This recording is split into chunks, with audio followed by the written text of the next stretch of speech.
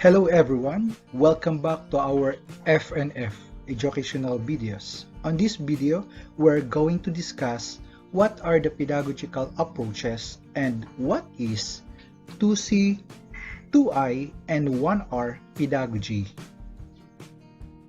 Teaching does not equal learning because there's a lot of factors that may affect students or people's learning. Either environment, family, teacher, learner's health condition, and among others. Learning should be a process by which the learner can investigate, participate, interact, reflect, and create knowledge.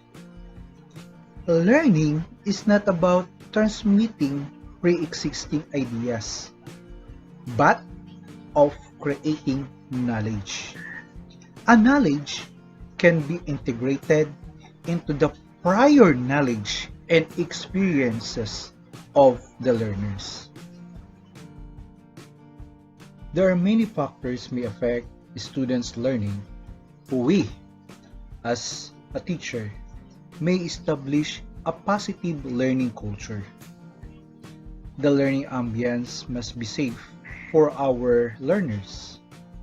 Allow learners to thrive and facilitators to open doors. By that, teachers, facilitators should strategize in delivering topics. And that is pedagogy. The following are the definitions of pedagogy. Pedagogy derived from French and Latin adaptations of the Greek boy plus leader. Literally means a man having oversight of a child or an attendant leading a boy to school, according to Mortimer, 1999. Pedagogos is an ancient Greek word meaning a slave who takes children to school to learn. Pedagogy is the art, science, or profession of teaching, especially education. It is the study of how knowledge and skills are imparted in educational contexts. And it considers the interaction that takes place during learning. Pedagogy is studying teaching methods. Sometimes it described as the act of teaching. Now, you have an idea what is pedagogy. Let us now find out what are the bases of the 2C, 2I, and 1R pedagogical approaches in our country. And what is this? What is 2C, 2I, and 1R? Our constitutions that is stated in Article 14, Section 5 states that academic freedom shall be enjoyed in all institutions of higher learning. What does it mean?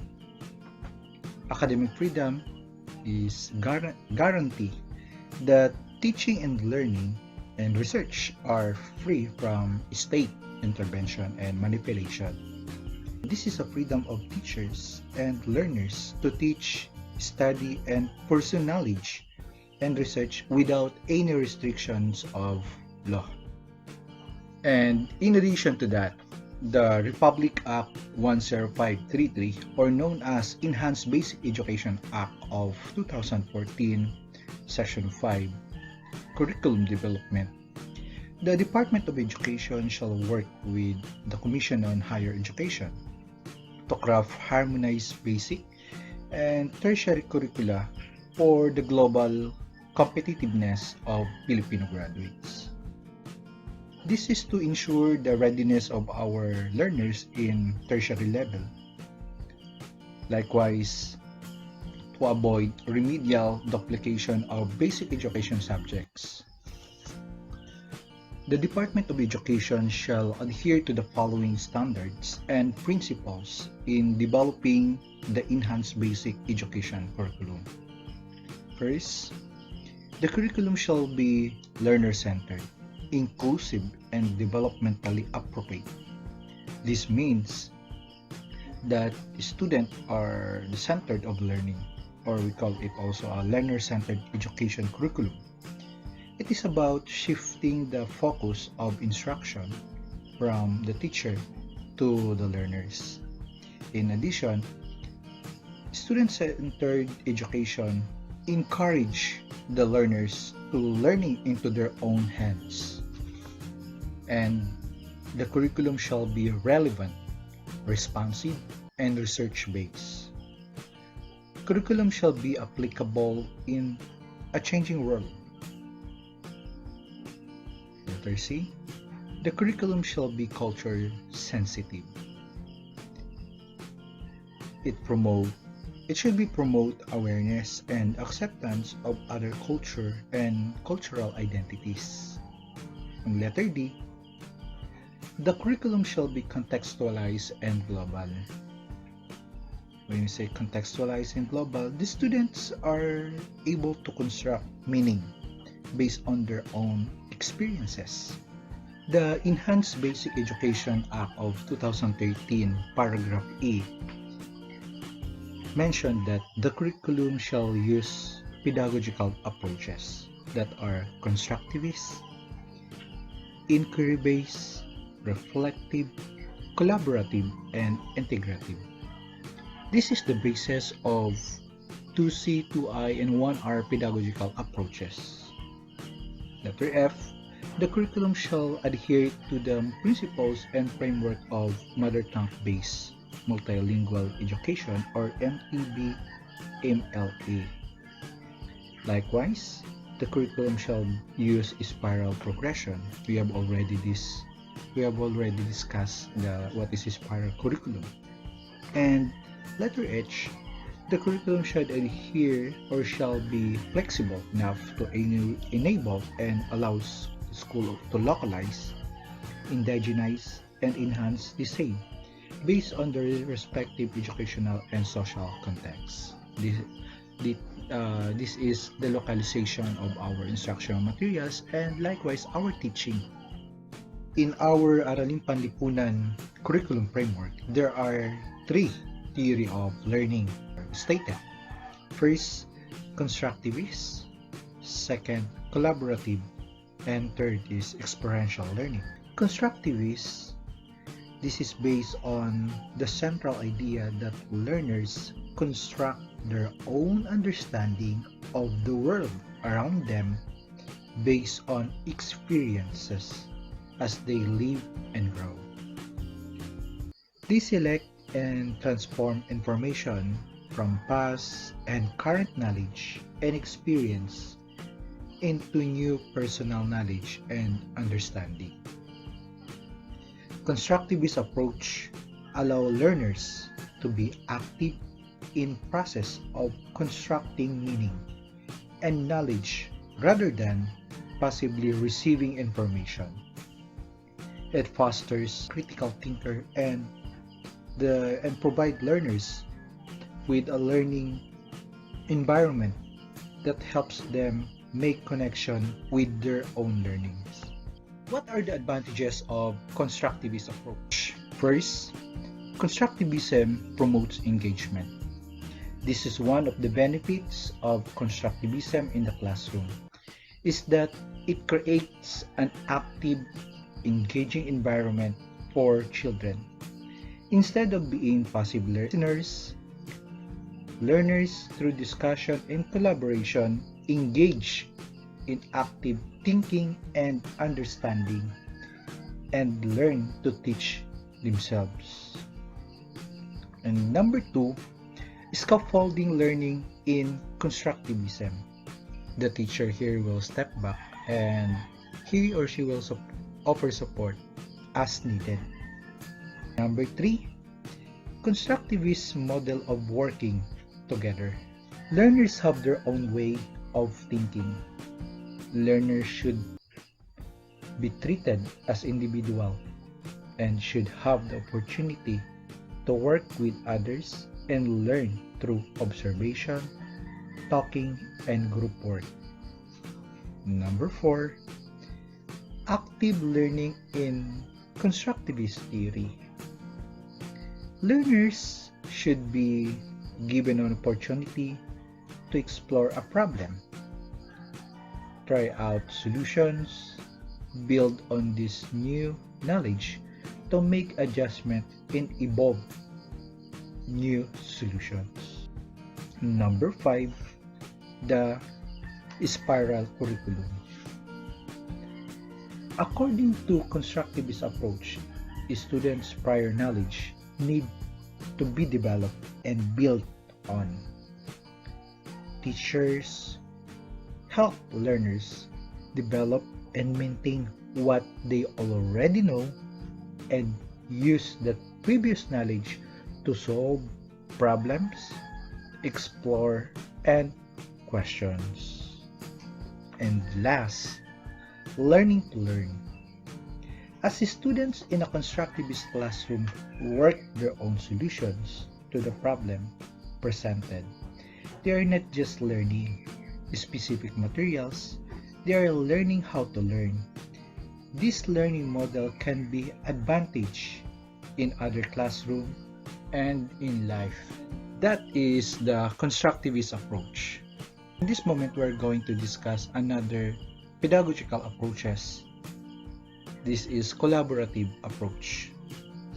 Collaborative approach is an educational approach to teaching and learning that involves groups of learners working together to solve a problem, complete a task, or create a product.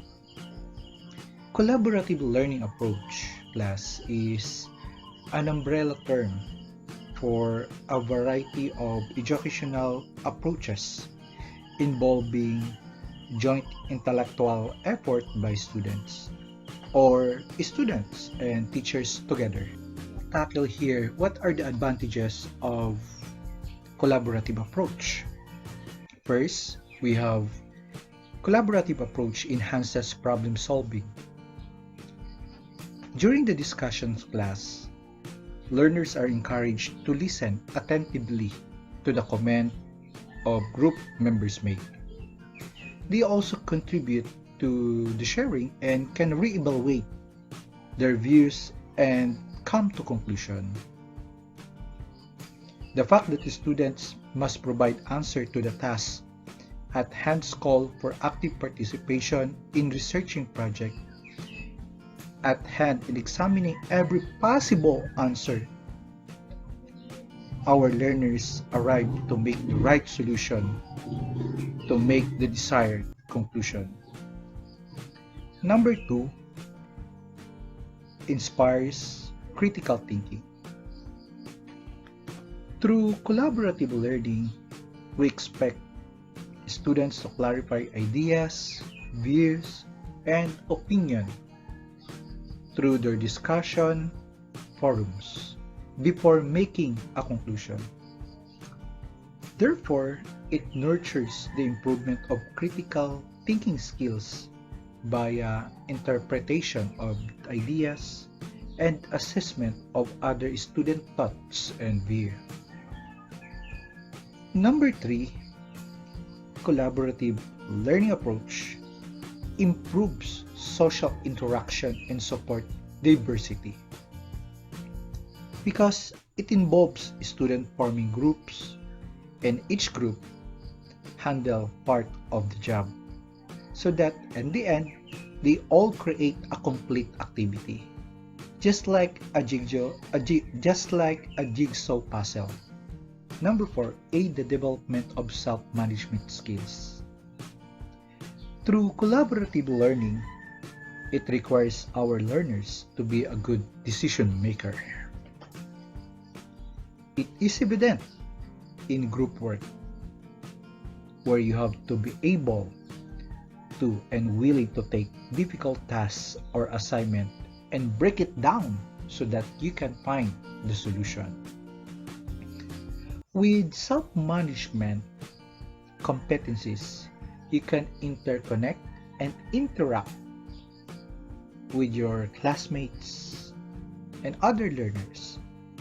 They also help you to make a good decisions and improve time management. And second to the last, number 5, development of oral communication skills. Collaborative learning approach.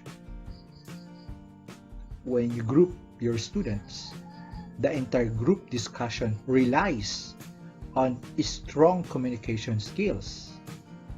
And you, as a member of the group, you also have to comment.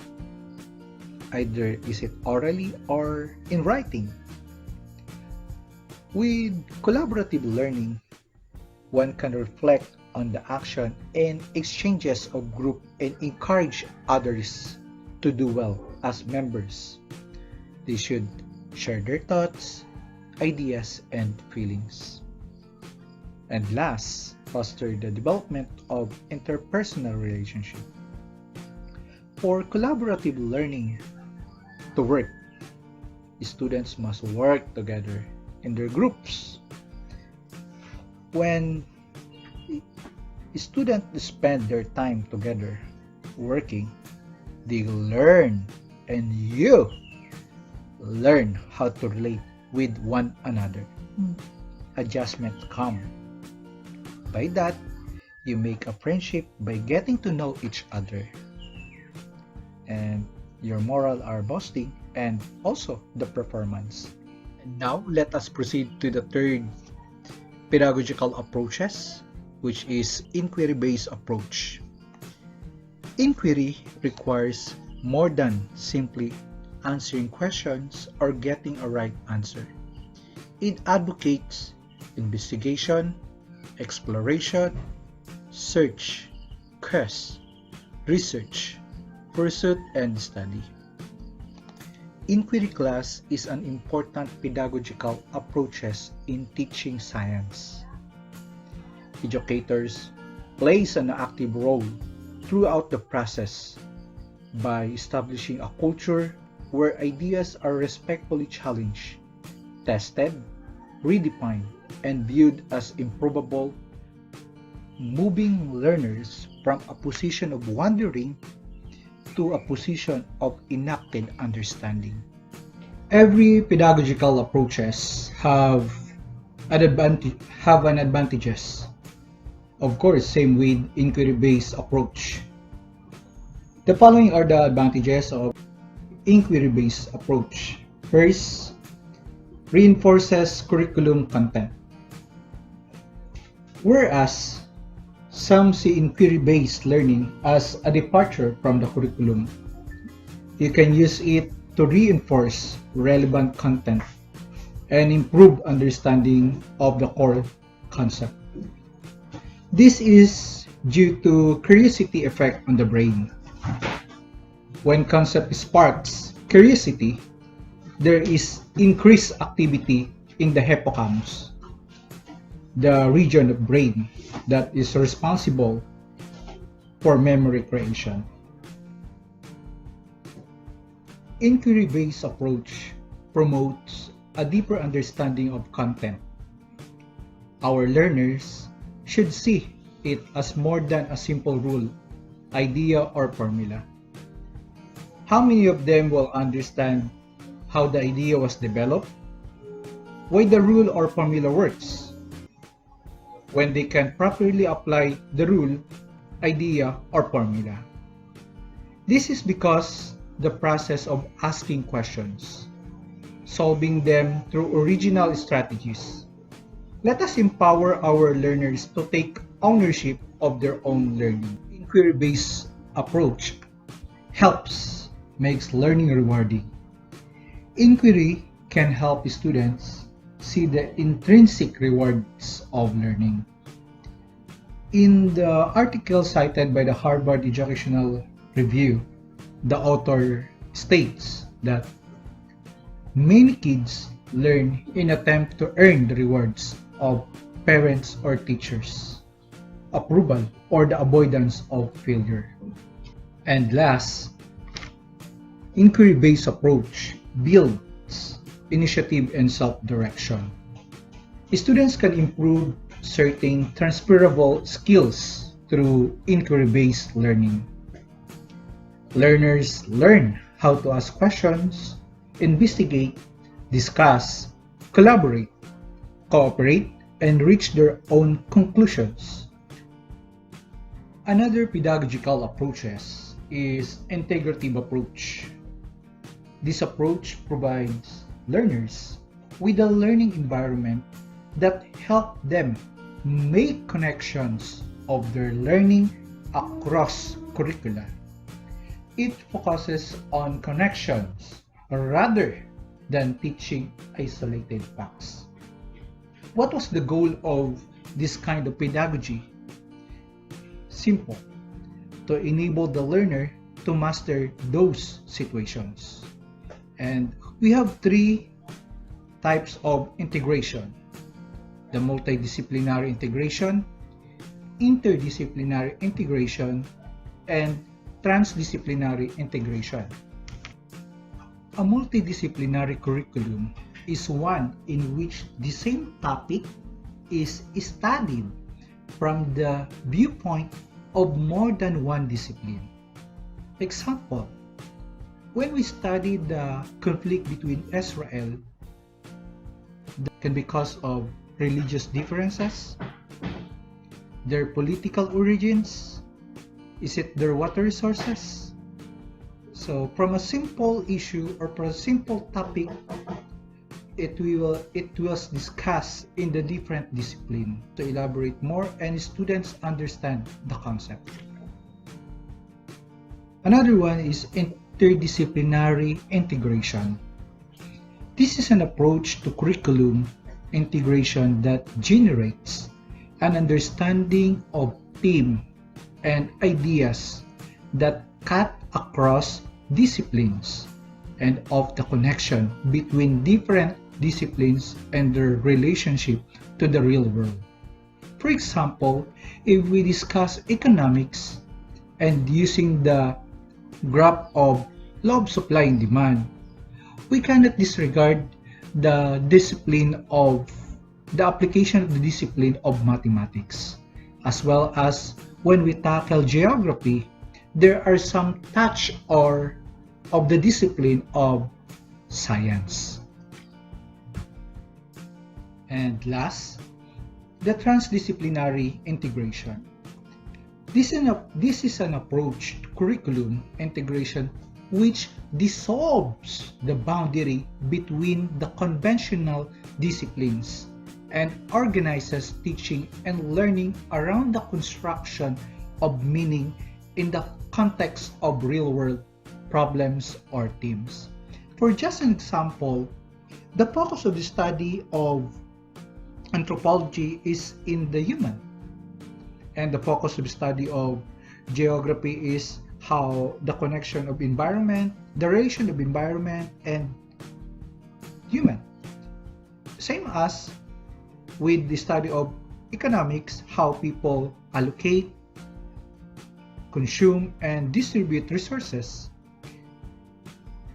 Also the politics, how people govern and how people follow those laws and regulations set by the state. And what is the transdisciplinary of this study? It's all about study of people or human into his environment. Pedagogical approaches is reflective teaching learning approach. Reflective learning is a form of education in which the student reflect upon their learning experiences. It's metacognition. Learners thinking about their own way of learning. A kind of reflective learners continually think what they are learning, why they are learning it, how they are learning it, how they are using what they are learning, their strengths and weaknesses in learning, their learning priorities, improve and build upon learning process, and how well they are working towards their short, medium, in long-term goals. You, as a future teacher, you should always remember and motivate also your future students when they experiences failures in life, that failure is part of success. There must be room for failure in the reflective process. So let us remember that we have 5 pedagogical approaches: the constructivist, collaborative, inquiry, integrative, and reflective. Constructivist, this is creating, understanding, knowledge based on the learner's experiences. Collaborative involves group of learners working together for a common goal. And inquiry, it advocates investigations, search, quest, and research. And integrative is connection of their learning across curricula. And last, reflective is thinking their learning upon their learning experiences. This is your instructor, Mr. Frank Chomoyka, saying thank you and God bless everyone. Let us be reminded, sa gitna ng pandemya, kapag sama-sama tayo, kayang-kaya natin para sa ating bayan at sa iyong magandang kinabukasan.